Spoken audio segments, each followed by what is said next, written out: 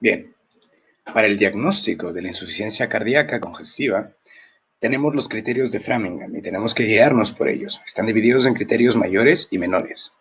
Criterios mayores, tales como la disnea paroxística nocturna, es decir, una disnea brusca que empiece en la noche mientras duerme el paciente y que sea lo suficientemente severa como para despertarle.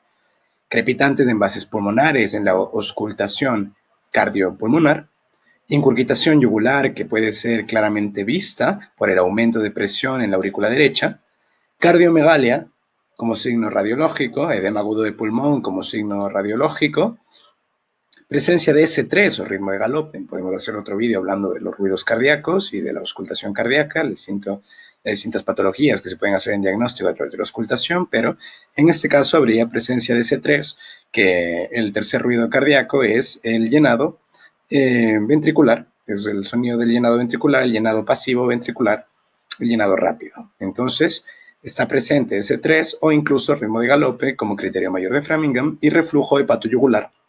En la maniobra de compresión hepática podemos observar que existe ingurgitación yugular por la comunicación retrógrada en la congestión venosa que tenemos entre el sistema portal hepático y la vena yugular por el aumento de presión en la aurícula derecha, ¿de acuerdo?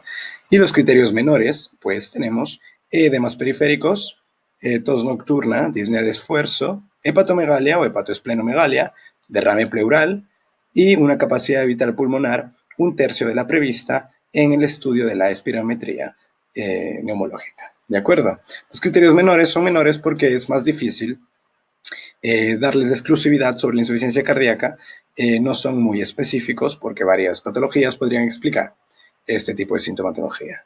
Y el diagnóstico diferencial con esas patologías pues nos obliga a utilizar como regla que para el diagnóstico de insuficiencia cardíaca congestiva en un paciente competente necesitamos dos criterios mayores o un criterio mayor y al menos dos criterios menores. Existe también literatura que habla de que a partir de los tres criterios menores, en otra explicación, podemos considerar suficiente para el diagnóstico de insuficiencia cardíaca, pero lo normal es encontrar al menos un criterio mayor y dos o más criterios menores para poder tener la certeza de diagnóstico de la insuficiencia cardíaca congestiva en nuestro paciente. Y ahora vamos a hablar de qué sucede con la actividad eléctrica del corazón cuando tenemos un agrandamiento de las cámaras cardíacas.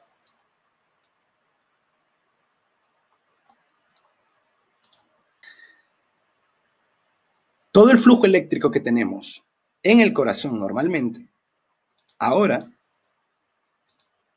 con esta mayor cantidad de músculo cardíaco, va a tomar más tiempo despolarizar toda la nueva cantidad muscular.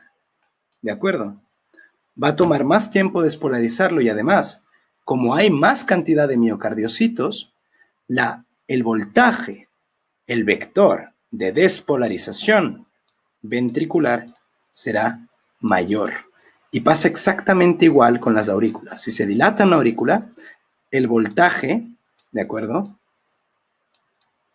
de despolarización por la suma vectorial, porque como hay más número, ¿no?, de miocardiocitos, la suma vectorial es mayor, ¿de acuerdo?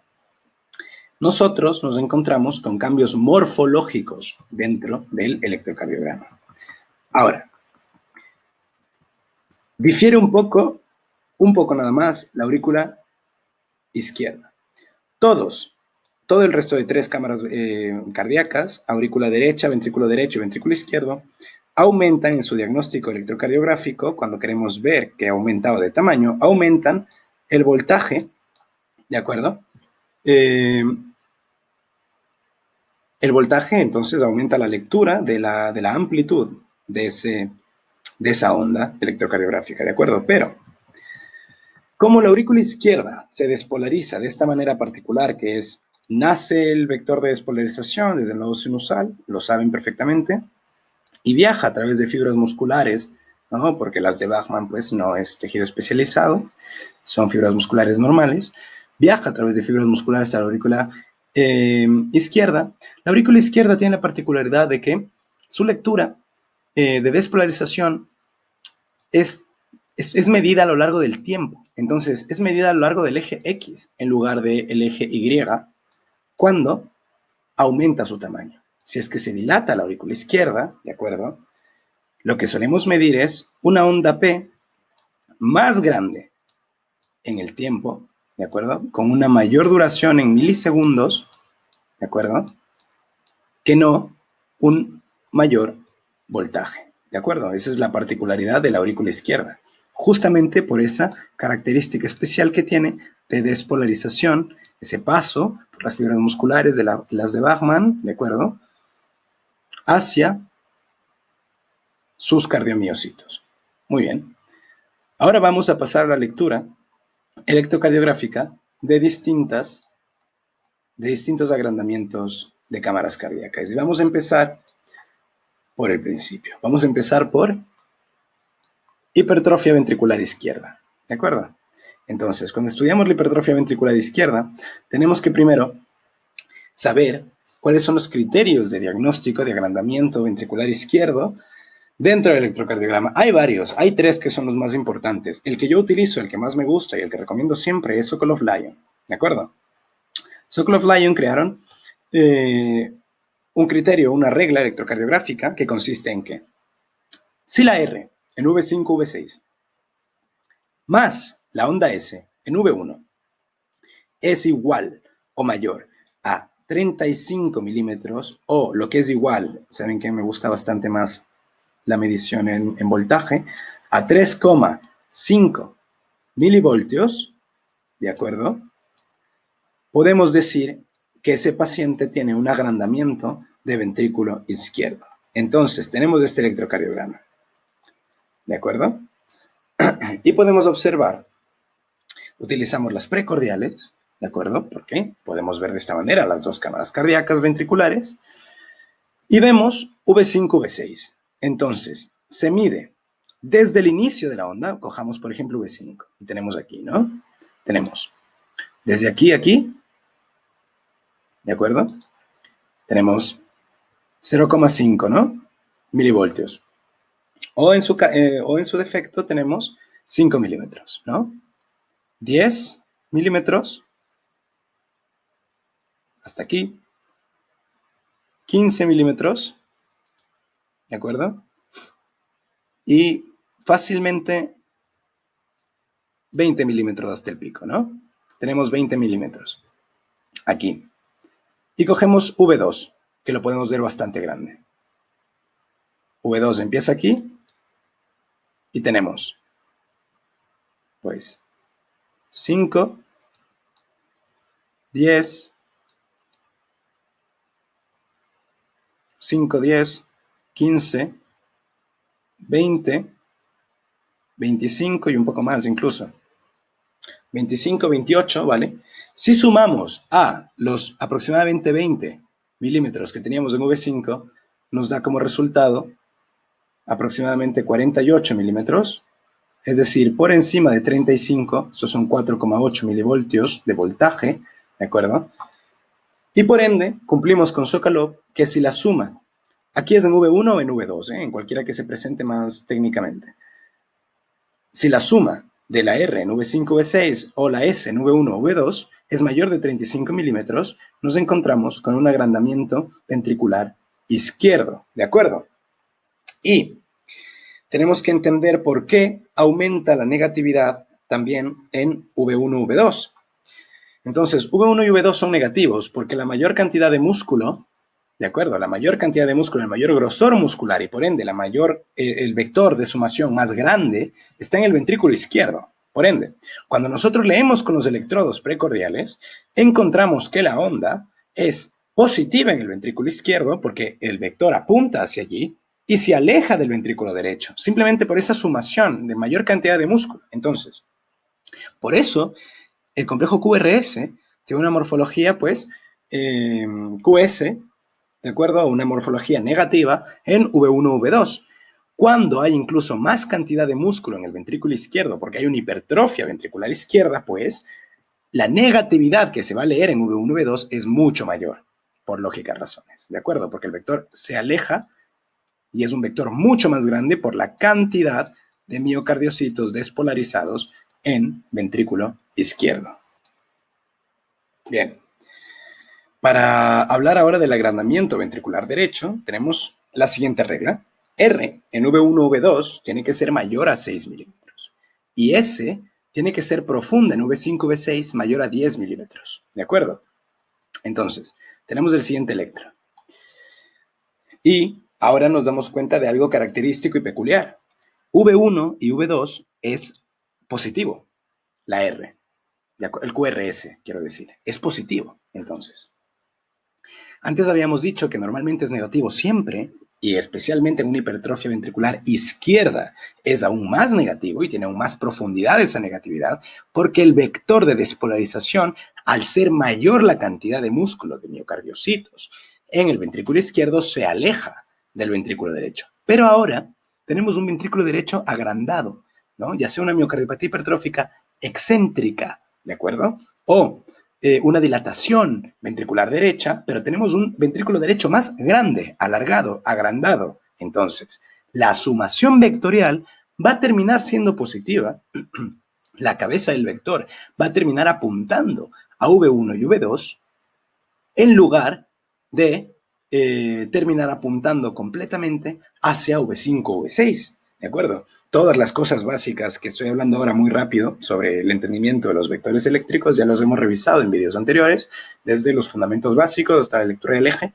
Hemos hablado de por qué la morfología del electrocardiograma es como es, pero ahora, repasándolo rápidamente, pues nos encontramos que V1 y V2 es positiva en el agrandamiento ventricular derecho. Los criterios eran una R mayor a 6 milímetros y una S en V5, V6 mayor a 10, ¿no?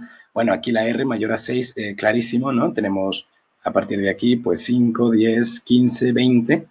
Y en V5, V6 la S también es mayor de 10, 5, 10, 15, ¿de acuerdo? Se puede aplicar también Sokolov-Lyon y es una cosa que no se menciona mucho, pero se puede aplicar Sokolov-Lyon, si es que de hecho sumamos, nos va a salir mayor de 35 milímetros, ¿vale? En este caso sería sumar la R del V1 o de V2 con la S de V5, ¿de acuerdo? Y va a salir más de 35 milímetros, es decir, 3,5 milivoltios, confirmando el agrandamiento ventricular derecho, ¿de acuerdo? Vamos a hablar ahora de el agrandamiento auricular derecho, ¿de acuerdo? Se conoce como P pulmonale.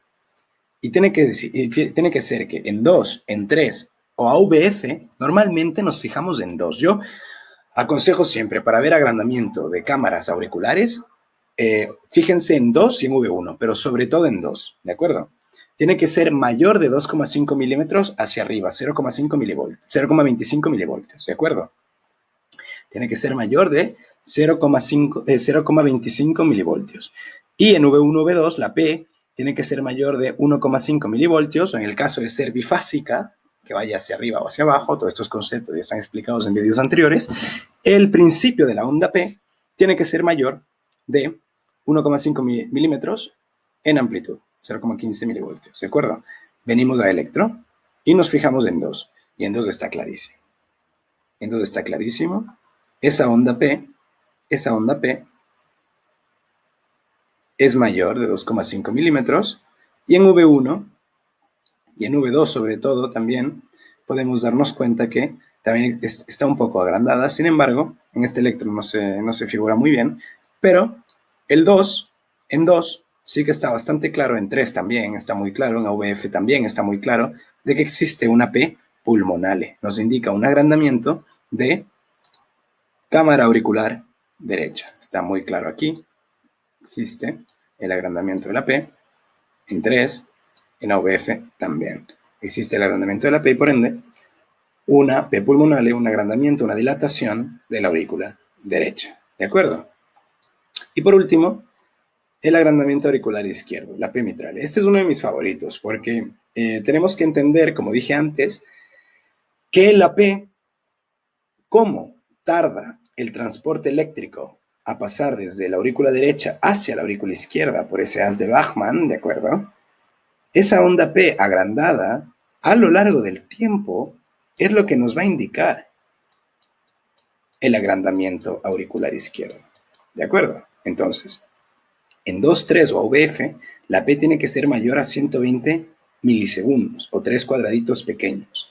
Si es más grande de 3 cuadraditos pequeños a lo largo del eje X, a lo largo del tiempo, ¿de acuerdo? Consideramos que existe una P mitrale, es decir, un agrandamiento de la aurícula izquierda. Se suele llamar P mitrale porque suele indicar problema de insuficiencia mitral, ¿de acuerdo? O estenosis mitral. Pero también es importante mencionar que la morfología, muchas veces de esta se le llama morfología de M, ¿de acuerdo? Porque existe, pues, como tarda más en llegar, cuando medimos, cuando nosotros cogemos una onda P, tenemos que saber que la amplitud de esa onda P representa la despolarización de la aurícula derecha y la longitud de esa onda P representa la despolarización de la aurícula izquierda, ¿de acuerdo? Entonces, ¿cómo? Tenemos una aurícula derecha normal, termina de despolarizarse, pero se extiende un poco más la aurícula izquierda, es esa morfología en forma de M que vemos en la P mitrale, ¿de acuerdo? Y se dice también que, pues, ambos picos de esa morfología de M tienen que estar separados por 40 milisegundos, pero bueno, lo más importante es la P mayor con una duración mayor de 120 milisegundos, es decir, 3 cuadraditos pequeños a lo largo del eje X, indica un agrandamiento auricular izquierdo. También en V1 se puede ver una P bifásica con una porción terminal mayor a 1 milímetro en amplitud hacia arriba y 40 milisegundos en longitud en eje X, ¿de acuerdo? Y en este electro pues tenemos solo V1 y 2 para simplificarlo un poco, y nos podemos encontrar clarísimamente en 2, En 1 no tenemos la onda bifásica, pero en 2 está muy claro esa morfología en forma de M. Está muy claro esa morfología en forma de M que tiene esta onda P, ¿no? Subimos por aquí, hay una M y baja, ¿de acuerdo? Y aquí se ve muy bien. Subes, aquí está un pico, el otro, y baja, ¿de acuerdo? Y tenemos esa morfología en forma de M con un agrandamiento, es más grande de 0,12, ¿de acuerdo? Es más grande de 3 cuadraditos pequeños la amplitud, la longitud en el eje X de esa onda P, y tenemos una P mitrale, tenemos un agrandamiento auricular izquierdo en electrocardiografía. Bien, ese ha sido el final de todo el estudio de insuficiencia cardíaca y la lectura electrocardiográfica del agrandamiento de cámaras cardíacas, y espero que les haya servido como siempre. Y lo siguiente que tocaremos serán, pues, bloqueos electrocardiográficos en la serie electrocardiografía, pero es posible que también suba algunos videos de fisiopatología y entendimiento de la clínica de distintas patologías cardíacas. Espero que les haya servido y hasta luego.